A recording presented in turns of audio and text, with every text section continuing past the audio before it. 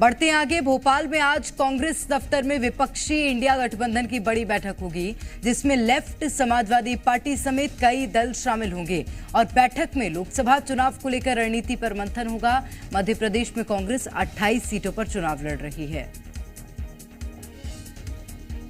तो इसे लेकर मंथन किया जाएगा। इंडिया गठबंधन की एक बड़ी बैठक कांग्रेस दफ्तर में, ये बड़ी खबर इस वक्त आपको बता रहे हैं राजधानी भोपाल से, जहां पर आज कांग्रेस की एक बड़ी बैठक होनी है, वो भी इंडिया गठबंधन के कई नेताओं के साथ ये बैठक बुलाई गई है, जिसमें लोकसभा चुनाव को लेकर रणनीति तैयार की जाएगी, मंथन किया जाएगा रणनीति पर।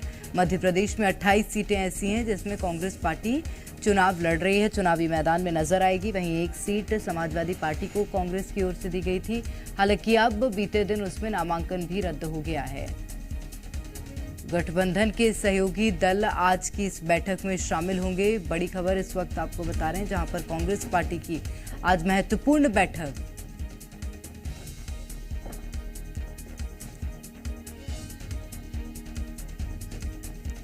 और ज्यादा जानकारी लेंगे, आकाश द्विवेदी इस वक्त हमारे साथ सीधे भोपाल से जुड़ गए हैं। आकाश, आज इंडिया गठबंधन की एक बड़ी बैठक होनी है, ये बैठक पार्टी दफ्तर में होगी, लेकिन इस बैठक का केंद्र बिंदु क्या होगा?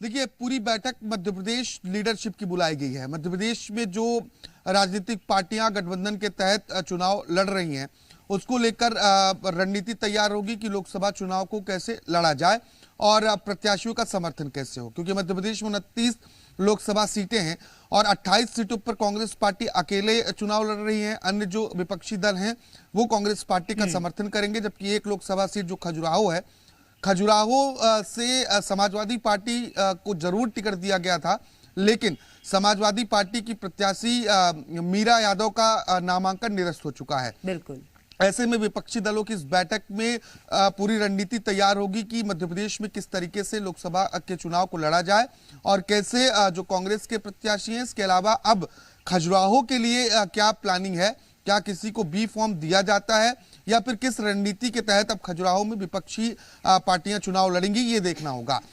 इसमें जो राजनीतिक दल है उसमें कांग्रेस के प्रदेश अध्यक्ष जीतू पटवारी, इसके साथ ही लेफ्ट और आरजेडी, एनसीपी शरद पवार और समानता दल के जो प्रतिनिधि हैं वो मौजूद रहेंगे। बैठक के बाद ये सभी जो पार्टियों के नेता हैं वो एक प्रेस कॉन्फ्रेंस भी करेंगे और मीडिया से तमाम जो जानकारियां हैं, जो निर्णय लिए जाएंगे इस बैठक में, उसकी जानकारी भी देंगे, क्योंकि ये चुनाव बेहद महत्वपूर्ण है। देश भर में इंडिया गठबंधन चुनाव लड़ रहा है और ऐसे में मध्य प्रदेश में, क्योंकि भले ही एक सीट सपा के खाते में गई हो, लेकिन 28 सीट महत्वपूर्ण है जो कांग्रेस पार्टी के लिए मानी जा रही है। और ऐसे में छिंदवाड़ा, जहां सबकी नजरें टिकी हुई हैं, इसको लेकर क्या रणनीति पार्टी तैयार करती है, ये भी देखना होगा। निश्चित रूप से एक और बात क्लियर करेगा आकाश, बी फॉर्म अगर भरना है तो क्या उसकी प्रक्रिया होती है?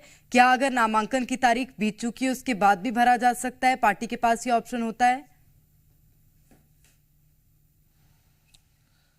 देखिए, दरअसल होता क्या है कि पार्टी अगर किसी को बी फॉर्म देती है तो वो पार्टी का अधिकृत प्रत्याशी मान लिया जाता है। हाँ। ऐसे में जो नामांकन निरस्त हुआ है, इसके बाद क्या अभी वो मियाद रह गई है, अभी बी फॉर्म दे सकते हैं, ये परिस्थितियां भी देखनी होंगी। अगर मीरा यादव का नामांकन निरस्त होने के बाद कोई अधिकृत राजनीतिक पार्टी, जो बड़ी राजनीतिक पार्टी है, चाहे वो कांग्रेस हो या फिर समाजवादी पार्टी हो, बहुजन समाजवादी पार्टी हो, अगर बिना किसी सिंबल पर, क्योंकि अन्य प्रत्याशी भी मैदान में हैं, निर्दलीय प्रत्याशी अगर लड़ते हैं तो ये बीजेपी के लिए एक बड़ा फायदा हो जाएगा। बीजेपी को साफ साफ तौर पर एक यूं कहें कि वॉक ओवर मिल जाएगा। और ऐसे में विपक्षी दल आगे क्या रणनीति तैयार करते हैं, क्योंकि इस मसले को लेकर कोर्ट में चुनौती देने की बात भी कही जा रही है।